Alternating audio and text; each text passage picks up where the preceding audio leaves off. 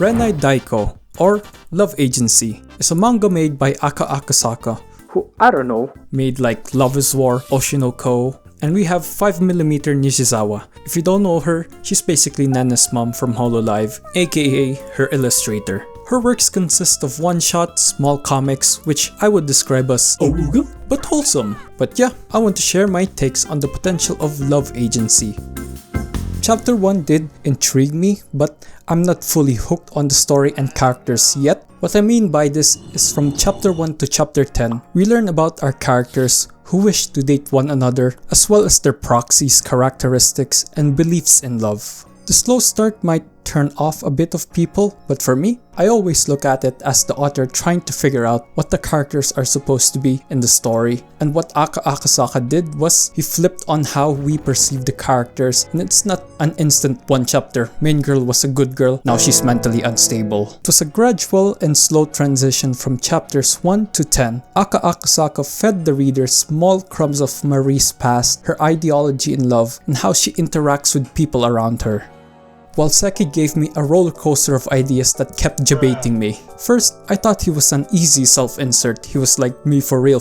But when chapter 1 ended, he was an extroverted a-hole who was in it for the sex and objectifying Marie in disguise of being an introvert. Rest in peace, my self-insertion. But despite all that, Aka Akasaka pulls out my heartstrings and somehow Seki turns out to be a good dude. He's just honest and straightforward with a lot of things. Like his horniness. In a good way. I'm quite interested in Seki's past, like they haven't really fully revealed it yet. It was hinted anecdotally by Seki himself. Questions arise like, who nurtured this boy into this pristine specimen of a human being? What happened to his previous relationship? What happened to his previous friend who has similar qualities to Marie that led him to like her and have this self-responsibility to help Marie in the first place? After the rejection in chapter 10, a new phase began where me and probably a lot of people finally got a glimpse of what Aka Akasaka's cooking in that brain of his. A new arc shows two different sides of how people go through being rejected and the rejector. One is self-improvement in understanding people, and the rejector, whatever the heck they are doing over there. And I like the dynamic that is being played out right now. We have Kon basically playing the metagame here, pulling out all the mid-max strategies for playing needy streamer overload. Kon controlling a girl who can't make her own romantic decisions by herself is getting emotional damage because she needs to flirt with Pon. And I don't know if it's just me, but their character dynamic right now from my point of view is like, one is the smart aka Kon, and the dumb one that follows the smart ass is Marie. And I kind of find it funny seeing these to interact and panic in situations where they're trying to score some points from Matsudo. It's basically two people who need to seek therapy, but instead they're helping one another. And I see people in the comment section saying they find Marie and Kon boring and uninteresting. I don't know if that's like the general consensus, but for me, I want to see where these two end up, probably in like the worst state or maybe a positive one. Because with Marie interacting with Matsudo, not as like a romantic candidate, but as a male friend, that will be great for her own good because right now, she's just socially inept. She's just labeling Seki as a delinquent, which is just a bitch move and shallow.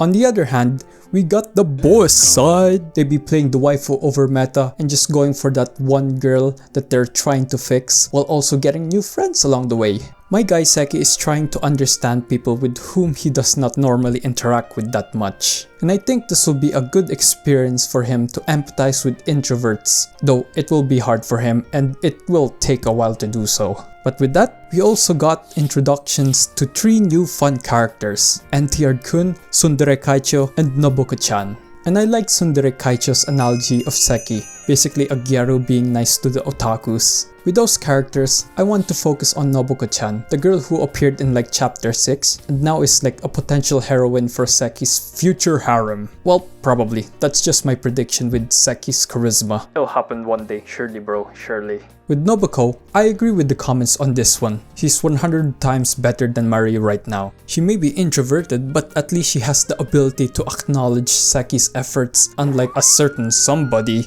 But I feel like she's a red herring. She gives me Onodera era of best girl vibes. In the end, she's gonna be a losing heroine, which sucks, bro. I'm in the mindset that if I don't see the girl on the first volume cover, she already lost, man. And you guys can call me a clown if Nobuko wins in the end, bro. It's fine. I'm a clown either way. But yeah, I like her. I want to see her wholesome moments and potential romantic moments with Seki, though rip NTR-kun. But yeah, we are at the new arc where our MC starts to misunderstand some situations, and I want to see how they handle these types of situations in the foreseeable future. But yeah, currently I'm making this video at chapter 23, and it's pretty early to say anything that is concrete and set in stone. I can see the potential in this manga. It's just a slow burner with some characters that are surface level, interesting but aren't fleshed out yet, but as the story continues, I think it'll reach that point eventually. I have faith in Aka Akasaka. With the sad departure of IB Instant Bullet and getting experience in other works in the manga, anime, Vocaloid, and artist industries, I can safely say, just let him cook, man.